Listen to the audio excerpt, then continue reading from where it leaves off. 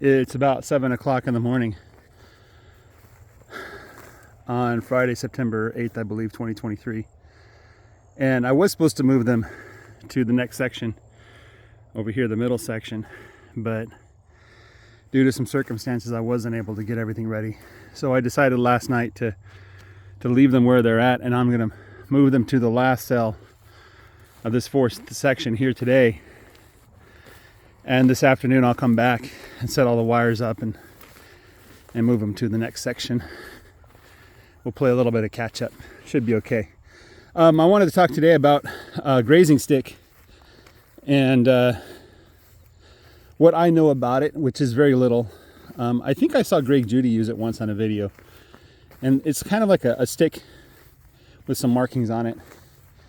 And what it's supposed to do is, based on the type of grass, the height of the grass, and the density of the grass, is supposed to tell you how much forage you have.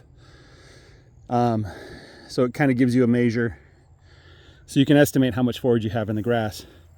And what all that's for is for a method of grazing where you calculate how many cows you have and how much they weigh.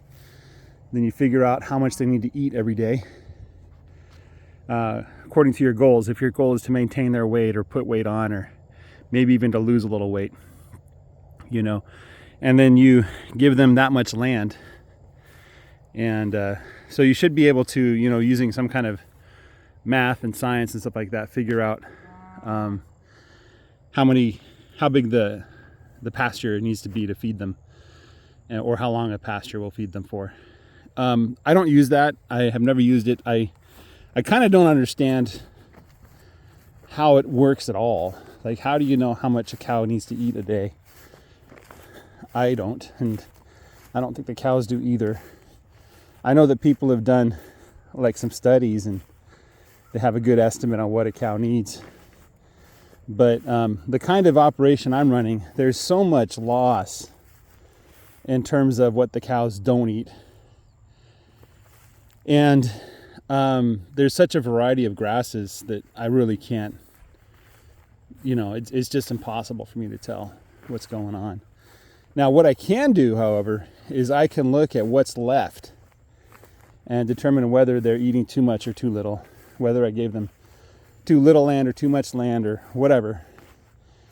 And to me, based on what I've been learning this last year, I think that's more important than anything else, like how much they eat or how much grass you have or what kind of grass. If you graze so that there's a healthy amount of grass left over, then at worst, if you're in drought conditions, nothing grows. And so you know that at least you have some grass in the field, so when it does rain again, you'll get plenty of growth. The ground won't erode away. The other positive benefit of having grass on the ground, let me see if I can do this experiment here. So we haven't had rain since Sunday, right? So it's been like 5 or 6 days, right? There. What I'm going to do is I'm going to find a somewhat random piece of ground. I looked for some ground where it's green, where there's plenty of cover. Yeah, this isn't a good example of what I'm trying to show here. This ground here looks pretty dry. Let me find another spot of ground. What I'm looking for is like lots of cover, lots of like dead grass. I don't think I'm going to find it here in this part of my pasture. Here, let's look at this. Ready? Yeah, this is pretty dry too. But sometimes, no, that's actually a darker color than the ground around it. So compare this to like that, right? And you see that there's a little bit of moisture in the ground. What's happening is, I'll put it to you this way. So I had a 5-gallon bucket upside down near the duck pond, right? And when I flipped it over this morning to fill it with feed, there was water inside. Where did that water come from? Well, the bucket was upside down, so there's not a lot of air coming into and out of that bucket. The only answer is that the ground was sweating, for lack of a better term. There was water evaporating from the ground. Come on, guys, all the way. Whoa! Whoa! Don't stop halfway. And so that moisture was coming out of the ground just through natural processes that you might learn about in your chemistry course. You know, how things like try to find an equilibrium. And since there was a bucket on top, that moisture was being trapped. And so that spot of ground with the bucket over it had a higher moisture level than the pieces of ground next to it, right? Because the pieces of ground next to it, the moisture just, evaporated, went to the atmosphere and left. So if you have ground cover on top of your ground, there's going to be moisture down there on the ground, right? Another thing you have, if you have grass left over, is you have roots. And hopefully those roots pierce deep into the ground and provide a channel for rainwater to pierce the ground. In my case, I'm living on a clay type soil here, which when it dries out, the water does not want to go inside. Once it starts to get damp, then the water will go down inside just fine. So, yeah, so what's more important than how much grass you have is how much grass you leave.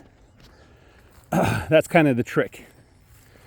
If I find that, oh, there's some wire here. If I find that I don't leave very much grass, that means I either need to give the cows more ground or I need to stop grazing.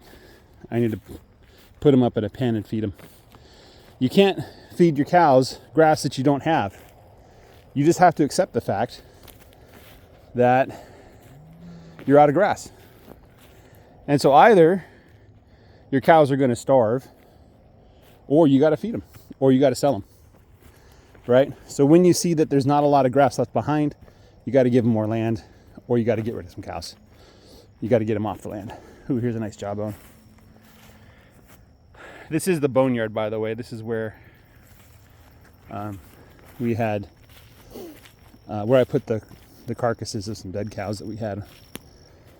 So, I guess that's point number one is rather than using a grazing stick, I look at how much grass is left over. At least I am going to do that from now on, In terms of rotation, now maybe a grazing stick would help me adjust the sizes of the grazing rotations. So I'm not that smart yet. And my pasture is really not that big. There's not a terrible amount of variation.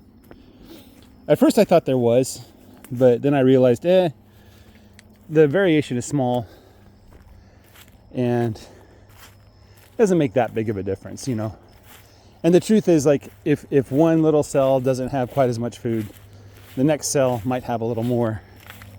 Here's some more bones. So, it just all kind of averages out. It's like if you are on a diet, it's not like what you eat for the last meal that determines your body weight, but kind of what you've been eating for the last long while, right? And so with the cows, it's the same thing, right? It's not like one particular day or afternoon is not going to change them that much. It's the average, sort of what they've been doing for the last several months. There, the cows are there now. Let me show you what I mean by that. Yeah, the cows came up to the last part of the pasture. So that's another thing to consider, is that if you have one good day or one bad day, it doesn't really make that much of a difference. It's the average, that's most important, If you want to lose weight, you have to eat less all the time. If you want to gain weight, you have to eat more all the time, right? Just one or two meals isn't going to make a big difference. So that's the other thing I'm looking for, is the average of things. This paddock here, this area that I'm in, which is the paddock for the morning here on Friday, it's not that great, honestly. There's a lot of dry patches. The grass and the goat weed's pretty good, but it's pretty thin, But there's some good spots too. I imagine I'm going to come back here in the afternoon and evening, and I'm going to say, well, I can't really tell what the cows did. It didn't really change that much, like it's been this whole time. So maybe if the cows had a slightly more difficult time finding forage, they might have eaten a little less, but on average, they're eating plenty. I can tell because, well, you're not very fat. You lost a lot of weight, little girl.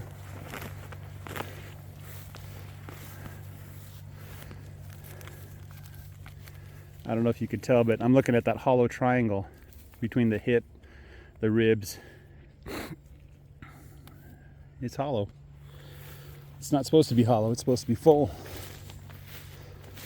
This little calf's doing a good job. Nope, this is number 6. You're looking good, number 6. Anyway, so that's why I don't use a grazing stick. I'm not interested in using it.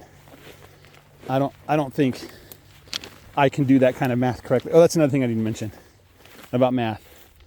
So having gotten my degree in physics, having solved lots of math equations and math problems, and the fact of the matter is I don't trust my math. I should put it that way. I've made lots of mistakes with math.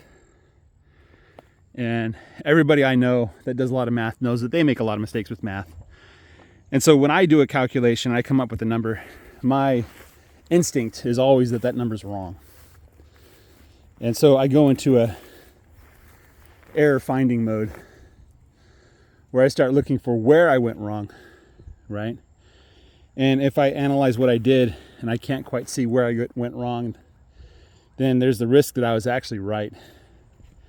And to me, that's kind of scary. If I get it right the first time, to me, that means that I'm probably not smart enough to find what I did wrong. And so the next tool in my toolbox when I do math is I ask, is it reasonable? Does this make sense as an answer, right? So I'll give you an example. I have a food grade 35% hydrogen peroxide at home. And I want to make 3% hydrogen peroxide. So I do the math. And it says, I don't remember the exact number. I'm just going to make up a number here. But it says 26 milliliters of 35% food grade hydrogen peroxide to 474 milliliters of water, right? And I ask myself, does that make sense? Right? Does that make sense? Is that, so if I had pure hydrogen peroxide, I would put, let's see, 500 milliliters times 0.03, that's 15. So it'd be 15 milliliters of water, of hydrogen peroxide, right? And then whatever water, you know. I go, so it said 26 and 15. Well, 35 isn't 50%. So, you know, 30 would be for 50%. And so 26 is close to the right answer, I think. But, you know, it seems right. Now, if I came back and it said, okay, for your 500 milliliter bottle of water, you need 260 milliliters of 35% hydrogen peroxide, I'd be like, that seems a lot off, right? Or if I did the math and it came back and says you need 2 milliliters of 35% hydrogen peroxide, I'd be like, yeah, that's definitely wrong. Because if that was pure hydrogen peroxide, it still wouldn't be enough, you know? So that's kind of thing that I do is I kind of look at the answer and see if it makes sense, right? See if it like feels right, you know? So that's kind of one of the reasons why I don't want to use math for calculating how much food the cows need. They can figure it out on their own. I can look at the grass and see if it's too much or too little, and that's how we can adjust our grazing patterns to make everything fit, rather than sitting down with a formula and a stick and measurements. Measurements themselves there's problems with just taking any kind of measurement, you know. Like, is it an inch or is it 1.0001 inches? You know, and how do you know? So, lots of mistakes have been made in the past where people have measured something using a centimeter stick, and they're saying it's inches, right? So they said it's 3 inches when in reality it's closer to 1 inch. You know, that errors happen a lot in history. It'll happen a lot in the future too. You know, so yeah, that's kind of my opinions on a stick for measuring grazing. Question: should you follow the advice that I'm giving? The answer to that's pretty simple. I'll kind of preface it with this. So I grew up in the suburbs. Most of my career I've been a programmer. I studied physics in college, and I have been grazing cattle for About 2 years. Okay? So if you're smart enough to know what that means, then you know the answer to the question of should you trust my advice. Okay? Now, if you want to listen to me and then go check for yourself or use it as inspiration, and then go and check for yourself and do your own theory work, then I'll be more than happy to supply you with additional opinions. But if you're gonna jeopardize your cattle operation by just blindly following what I say, then I don't wish you luck. I don't think stupid people should succeed, is what I'm saying. So please, just, don't follow me exactly. Don't take my word as gospel. I'm just a guy who's been doing this for a couple of years, who has no background in cattle. Heck, when I first got my cows, I couldn't tell if they're thin or fat. You probably could have shown me a goat and said it's a cow, and I would have agreed with you. Even now I have a hard time telling the cows and the bulls apart. But so yeah, that's my 2 cents. That's how I'm running my grazing operation right now. Come back next year, I'll probably be doing something completely different.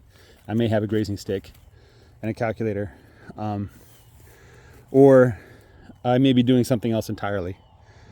With my background, there's always the possibility, and I have to be aware of this, that I just decide, cattle's fun. It was a nice little hobby for a while, but it's time for me to get back to things that I know.